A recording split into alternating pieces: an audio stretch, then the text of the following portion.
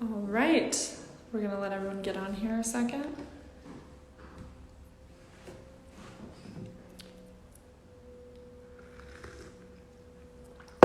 Okay, so we're gonna give everybody a second to come on, but today we're gonna be interviewing Delvin McCray. He is an amazing designer. He was on Project Runway, which is really exciting. Actually, I had a friend of mine tell me that they were a big fan of him on Project Runway, and so he's been very successful in the fashion world so far.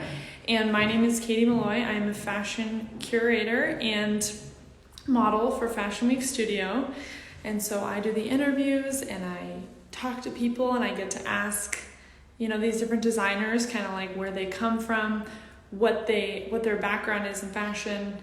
I get to ask them all kinds of questions. It's pretty cool, pretty enlightening. So let's see. I want people to say where they're from. Anybody want to say like what part of the world they're in? I like to know where our viewers are. Hello, Mademoiselle Trendy and Ivana Lopez Jewelry. I give you a thumbs up back. So here at Fashion Week Studios, we do these interviews and they're very enlightening for people who, let's say, want to get into the fashion world. They're also great for, really anybody at all, whether you're a model, a designer, wherever, right? And we put these interviews together to get a bit of information, to learn from these designers, to, talk to them and just pick their brains a little bit. And yes, it's pretty fun. Oh, look, we have two people from Boston. I wonder if you guys know each other. Someone from France. That's very exciting. Oh, Sandra, you are so sweet. Thank you. Oh my gosh, that's so kind of you to say. Sandra, where are you from? Oh, Erin from Ireland. Wow, my home country. I love that place. I bet I know you, so I know you're a cutie too. Cuties from Ireland. That's us. Okay, where else are people from? Let's see where else they are coming from. We're gonna give Delvin a minute here to come on to the live. He's handling some stuff right now, so it shouldn't be too long. And if anybody has any questions for me, for Fashion Week Studio, for different designers that we work with, then feel free to let me know and I will answer them to the best of my ability, or I will get you the correct answer. Oh, from Iran. Wow, that's very exciting. Oh my gosh. I'm so happy that you're listening in. Okay, who else? Anybody else from anywhere? Let's check it out. I'm going to check on Delvin here, see how we're coming. I'm going to reach out to him here and see how his technical difficulties are going.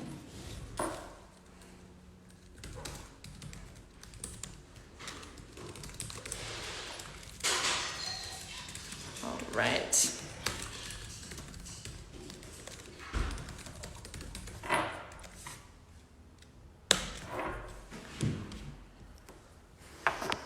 Let's see here.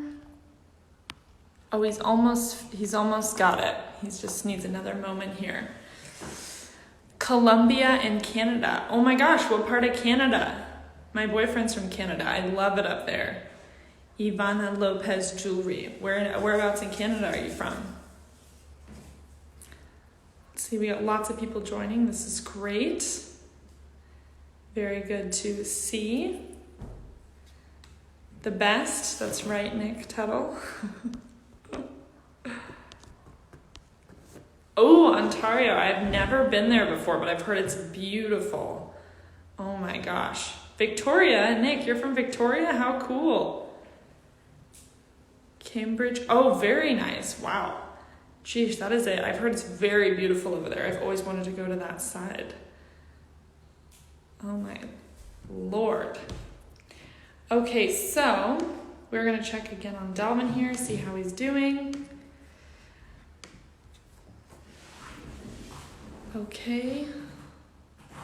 Now it looks like he's still handling some stuff here.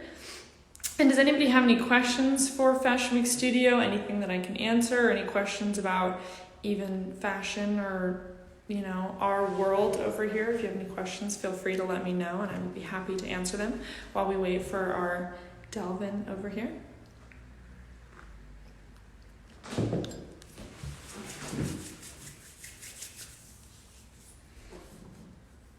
Okay.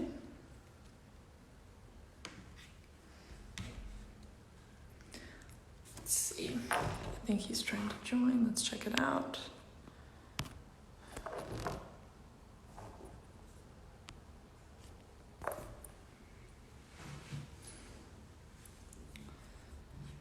Okay, so what do you think about slow fashion? I mean, it's kind of interesting. I mean, you're obviously in jewelry, it looks like, right? So you do kind of like jewelry fashion and stuff like that, right?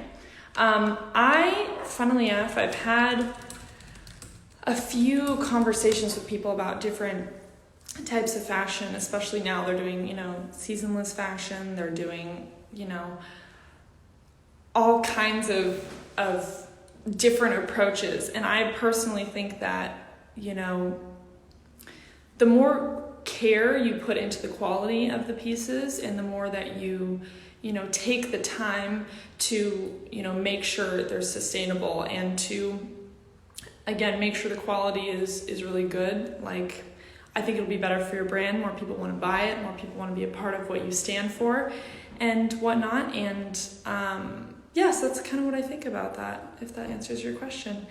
And it looks like Delvin is here. Ivana, thank you for that question, by the way. That was a great question. Delvin is here, and so I am going to add him in, the moment we've been waiting for. All right. Hello. Hello. How are you? Good, and yourself? Good. Good to see you, kind of. Likewise. How's it going? How are you doing? Everything's pretty good. Getting running pretty smoothly through everything that's happening. So yeah, just shifting the business a little to address things differently and still move forward. Yeah, that makes sense. What kind of shifts are you doing, if I may ask? So basically right now, I'm producing face masks because it's a necessity for businesses and then people for protection.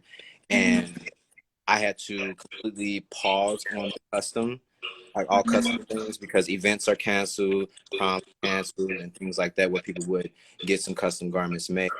And shifting to more retail online. So very nice. Wow, I love it. You're able to like go through those different worlds. It seems like pretty smoothly. Yeah, it's because I'm a small business though. I did lose my staff because everyone, due to COVID and everything, production stopped completely for some time, and had to start back very slowly. So inching back to the original point that we were before the pandemic. Right. Yeah, I mean, I don't know how, where are you, by the way? What part of the country are you in? Oh, America. What? Right. I'm sorry. Yes, I'm in Chicago. I'm in Chicago. Good, which happens to be in America, so good. Yeah. Yes. That's amazing. Very cool. Wow, so you're in Chicago. How is it over there? Are things kind of opening up, or how's that going? Right now we're in the middle of the protests and looting. Extremely, a lot of the south side of Chicago has been heavily hit. A lot of businesses were looted and destroyed, property burned and everything. It's been pretty tough. So in certain sections, like certain parts of the city, you can't drive to or access easily because it's blocked off by military or police. So it's kind of added another layer of difficulty because the mail carriers stopped running. Getting things delivered if they're already en route, access to stores. So it's just COVID is step one, and then the situation with the protesting has added another complete layer. And then stores aren't opening, or they like change their hours because they don't want to be open while people are going to start looting and things like that. So it's just change after change after change, constantly adjust. But since I'm a small business, I have that flexibility where larger companies do not. Right. Yeah, it makes sense. You're a little bit more hands-on. You can kind of like control each of those aspects and whatnot, and be able to kind of like deal with things that come in your way or could be barriers or things like that. Right. Yeah.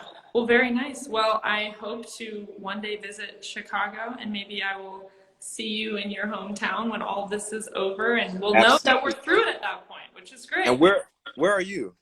I'm in Los Angeles. Oh, I'm actually going to come because I'm in the film industry. So I work on different TV shows. I recently finished the last season of Empire, and then there's a new show called Legendary on HBO.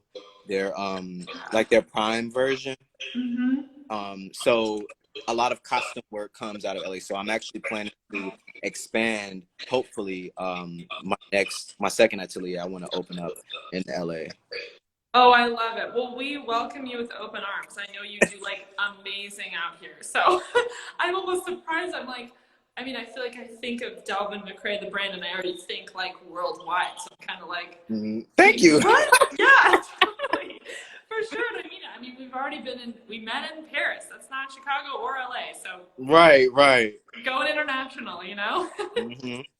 That's so cool. So, okay, I want to hear like from you, like tell me a bit about your life and where you're from, and like I want to hear about you. So I'm from Chicago, born and raised, South Side, Inglewood, challenging area, limited resources. I've always been an artist. So I started off majoring in fine art when I went to college. And then through trial and error, switching majors a couple of times, I landed on fashion design because I looked up to like Russell Simmons and Baby Fett and like, oh, I want to be like him. You know, I want to own my own company, work for myself. And I chose clothing to be my medium as an artist to express whatever it is that I want to say or whatever message I'm trying to convey. I'm very hands-on. So I like working with fabric, manipulating, draping, beading, handwork, all the couture techniques and everything I'm in love with. So after that, I switched to Columbia College Chicago, graduated in 2016. I did every apprenticeship, every internship I can find to gather all the knowledge and tools and everything that I needed. And I started my company in 2016. And ever since, I've just been working diligently to expand, get better, and find my voice as a designer. Then in 2020? In 2019, Project Runway, that's when I went on that show where it kind of brought everything full circle. So I was able to get credible feedback, which I haven't been critiqued since college in 2016. So 4 years later, I'm critiqued by professionals of the industry and get a second set of eyes opinion on my work. And that's when I was able to clearly see what my voice is and my style as a designer is. So it gave me that confidence and that clarity to push forward. So I feel like the floodgates were unlocked after that. And I've just been hitting the ground running ever since. So I'm adding, so I have like the clothing, and I've had shoes for a while, a few pair. I'm just a sneaker unisex. I'm adding lip gloss is coming, and then cosmetics like facial creams, moisturizers, and cleansing creams, face masks, and I think there's another thing. Oh, I'm hats, like small beanies and things like that. Yeah. So I'm adding those small little takeaways to my assortment to have a larger variety. Right. So. Wow. That is, I mean, that's very exciting stuff. That's like, you're definitely going to be like those brands you looked up to younger, like a whole, you know, you're going to have everything. It's going to be like almost like a one-stop shop, like high fashion. Exactly. With 2 price points. So you don't have to, if you can't afford or don't want to spend that much money on the designer pieces, I have an infusion of a bridge price point. So around like the Alice and Olivia, the Theory price point in the same house. So you can get both the designer and the bridge fit more than just, a small segment of the customer base, and make it more affordable and have pieces that you can aspire to get one day or save up. And then for my online shop, I because of COVID, it made me offer a buy now pay later feature. So Right. you can get the designer piece and get financed to pay every 2 weeks on it and pay like small amounts. So you'll get the item and then just make payments on it until it's done. So Wow. Geez, that's great. I mean, you're really like looking at the whole of your like crowd, like all of your customers as like a whole, from the range of people who could maybe drop like 10 G's in a go. And right, people right. can't do that, and you're like making it accessible to all of them, which is so cool. Hmm.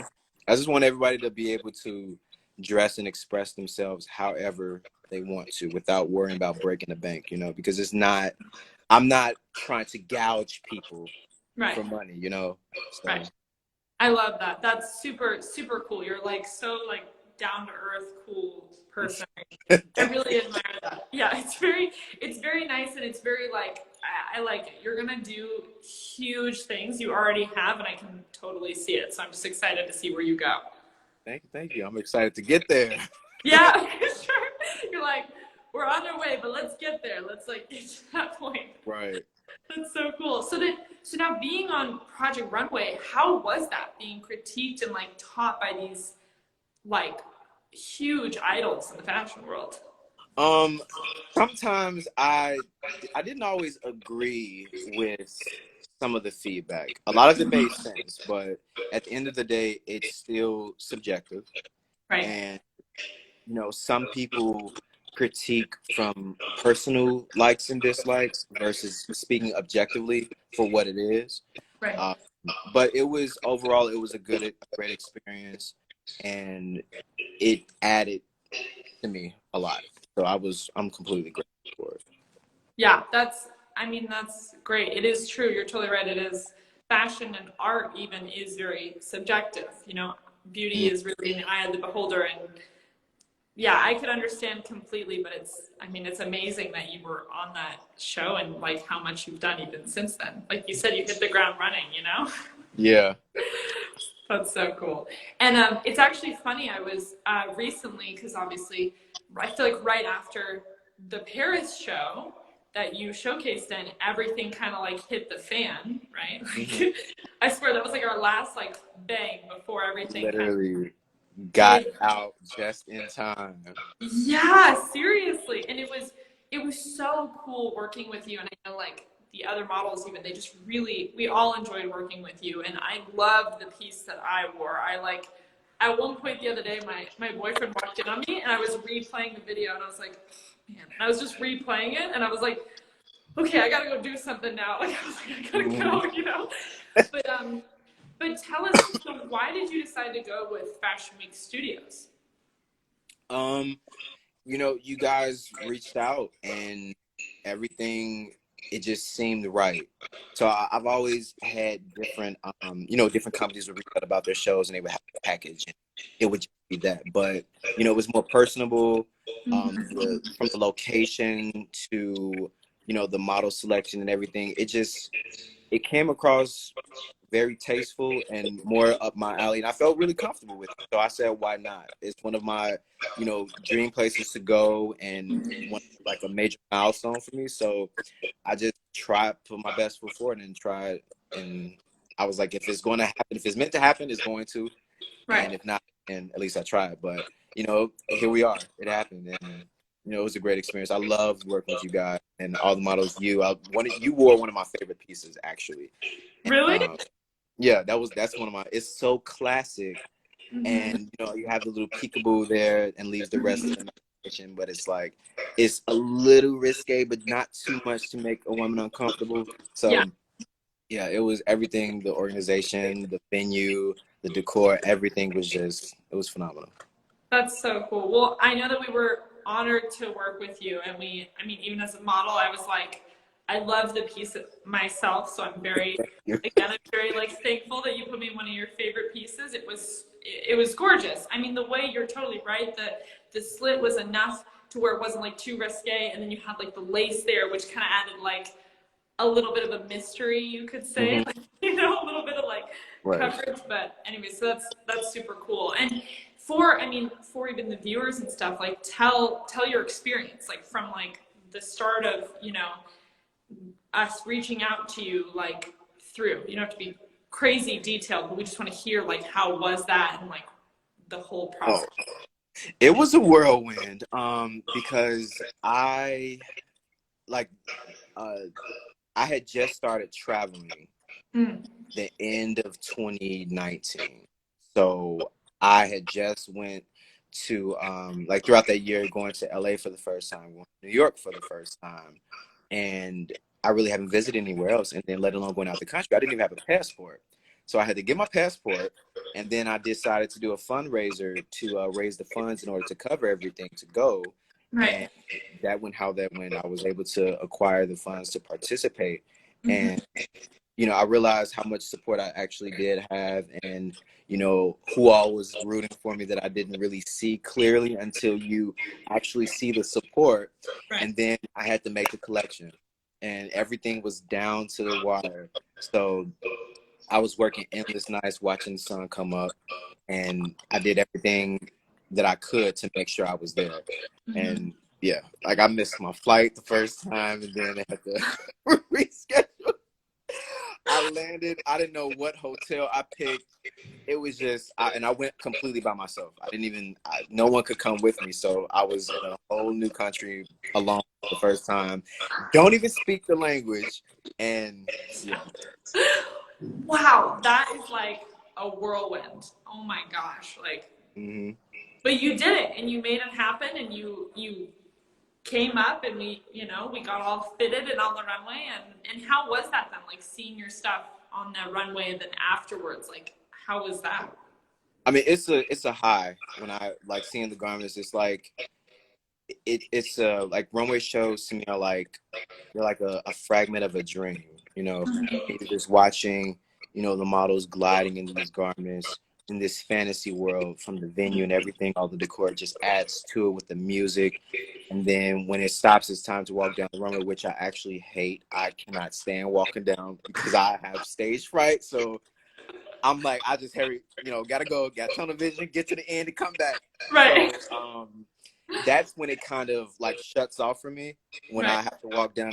But it's like the proudest moment, just seeing my work out there, and, you know, seeing the reactions from the audience, and, you know, hearing the feedback, whether it's good or bad, I don't care. But it's like, this is a piece of me that I'm sending out there for everybody else to view. Right. So yeah, it's like a dream. I love that. Oh my gosh. Yeah. And I understand even that sort of end thing where you're like, okay, get to the end of the runway and get back. It's like a whole moment, and you're like, yeah. Imagine, like, yeah, I don't know how y'all do it. I could not. Yeah. It's crazy. My first walk that I did, I literally was like, don't think, just go. Like, I was like, just walk. And then I was like, okay, not so bad. But anyways, but yeah, I mean, it was a beautiful, beautiful collection. And even that green dress at the end. Everyone's favorite. It was so beautiful. I remember looking at it, and I was like, wow. I just like looked at all the pieces in your collection, and I was like, wow. I was like, this is impressive. Every single piece, I was like, there was I feel like a little part of you that you like put into it, were like cared about the quality and about the care of the piece, you know? Absolutely. That's so cool. And who do you now in the fashion world now, like what do you feel like are some of the most sort of difficult things, like the challenges that you run into in the fashion world now, and like how you would overcome those? When it comes to like it just in general, anything in relationship? Anything, literally, yeah. Like whatever you feel like you run into that you're like, you know, or a challenge you run into recently, or something that you've had to overcome, and how you've overcome that. Well, I would say my branding. So I had to, I've gotten some coaching, and I took some classes when it comes to, you know, clearly identifying my brand and developing a marketing strategy, and, you know, branding the social media properly, because it was kind of all over the place. I switched like working with different companies and people from time to time. So I have a clear plan of attack now, And if people have noticed, I've taken a break from social media a little bit because I'm getting everything prepared. Because once, well, the solution to the problem was getting expert guidance with it. So after I went through the training, everything made sense. It was clear as day. And now I have my plan intact, and I'm developing my new collection that I'm going to drop and new products and everything. So it's just going to be a constant flow of fun, exciting things. You know, Right. very just straight fashion, pure fashion. Right. Wow. So you're working on a collection right now then? Mm-hmm. Ooh, that's exciting. Yes, I have a lot of things coming out that's going to be very exciting. Wow. And do we have any like hint on like when they'll be released? Um, so I'm adding basics, a lot of basics. So t-shirts, but not just like your regular t-shirt. It's gonna have the logo on it. Um, colors that you really don't see. So my brand will be that place that you can find things that may not necessarily be available on the market, because I keep in mind trends, but I don't follow them to a T. So if they have, like if orange isn't in the trend for summer, you probably won't be able to find an orange shirt, but you probably will find it with me, you know? So I'm finding unique fabrications and adding, you know, easy wearable pieces, especially since people are at home, like leisure clothes, clothing for like special occasions. So just trying to hit every mark. So no matter what you have in your mind to get, you can find something, at least one thing. But Right. everything has a unique element to it. So it's not just a basic t-shirt, a basic bag. It has something that makes it desirable. Right. Wow. I mean, I love it. I'll tell you, I mean, t-shirts have been around for I don't even know how long. Like, you know, we got to do something. I mean, they're great. That's why they've been around so long. But I like that you're doing a little something different with them, as opposed to Mm-hmm. like, here's your T-shirt, $200, please. And it's like, wow. You're like, Wait, that label. yeah. You're like, I feel like I could make this at home for like a few dollars, Mm-hmm. like, you know. But that's super super exciting. And then another question I had personally that I was kind of interested in is, where do you draw like your inspiration from Oh. for your designs? Usually it starts off with a story. Mm-hmm. So I either start off doing research by something that caught my eye, whether it's a flower or a bird or a topic, a movie. I get inspired from anything, like anything inspires me, even a mood. So after doing research, a story starts developing, and it's kind of like writing a movie. So Mm-hmm. I just develop this story. I collect all of my images, and I think of like the message of what I'm trying to say. You know, if am I trying to deliver, you know, the message to empower people? Am I trying to touch on love? Am I trying to touch on like a broken heart, Right. or, you know, aiming for something, the future or space or whatever that message is? And I leave it to the audience to like piece it together. So once they see it, they can come up with their own interpretation of it. But I would explain it later on. But after I go with the story, I start um, sourcing images, pulling my color palette out, and then sourcing fabrications that fit the mood of it. Because the story determines, you know, the colors. Like if it determines if like the hue of the color is going to be dark or vibrant or muted. Um, and yeah, I just go from there. After I have the story, I just start designing clothes because Yeah. it starts flowing in once I have a clear vision of what I'm trying Wow. to do.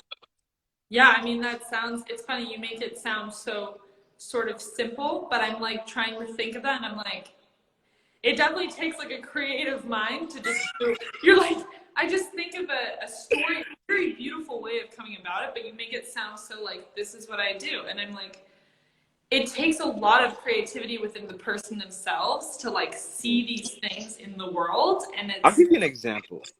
yeah, please. So with my senior thesis collection, which had some of the pieces that I showed in Paris, you remember the sheer horsehair skirt? It was long, black. So that was a part of the collection called Tainted Purity. So I was inspired by the story of Elizabeth Bathory, which is the Hungarian countess, where the legends of vampires stemmed from, because she drained virgins of their blood in an Iron Maiden and then bathed in it. So it was very dark and grotesque. But Yeah. what I pulled from that story, because the reason she did that, she wanted to remain young and youthful because she was dating a younger prince, and she felt that he would be, after she aged, he would be drawn to a younger, someone like his age. So she wanted to preserve her youth, and it made me think about the obsession with youth in the fashion industry. So I wanted to basically expose that there's like a corrupt beauty, but within it there's a beauty to the darkness. So with that story of revealing things, I use sheer fabrication. And then I have the structure, the stiffness of the horsehair, which is very rigid, and it's uptight, but it's very beautifully constructed. And a lot of couture techniques was used in that piece. And I deconstructed frayed edges, torn fabric with beading on top. So I took something that's usually hidden on the inside with lining and put something pretty on top of it. Wow, that's amazing. That is like quite the inspiration for a piece. Your pieces are very deep. They have meaning to them. I think that's so beautiful. Like, I try. I love it. That's so cool. Well, that's amazing. I really, really appreciate all this information. I mean, I feel like, as a model one, I can kind of like use it to have a deeper, I get just an even deeper respect for designers and their creative ability. And especially you, it sounds like you're very inspired and very driven, and you're going to do some incredible things. I just can see it already. And so I wanted to ask, as a last question from your inspirational self, do you have any sort of like advice for people out there, like as designers or just on the road to success? Yes, I do. First things first, know the business. Know the business, because you can be as creative as you want, but as a designer, you're being creative 10% of the time. 90% is all business. Promoting, is making sure you understand who your client is, the types of things they like, picking the right colors, fabrications that fit the seasons, doing proper cost sheets to, make sure everything is covered correctly, and, devising a plan with marketing, markdowns, and all that stuff. So I would say make sure you have a firm understanding of the business. I'm not a huge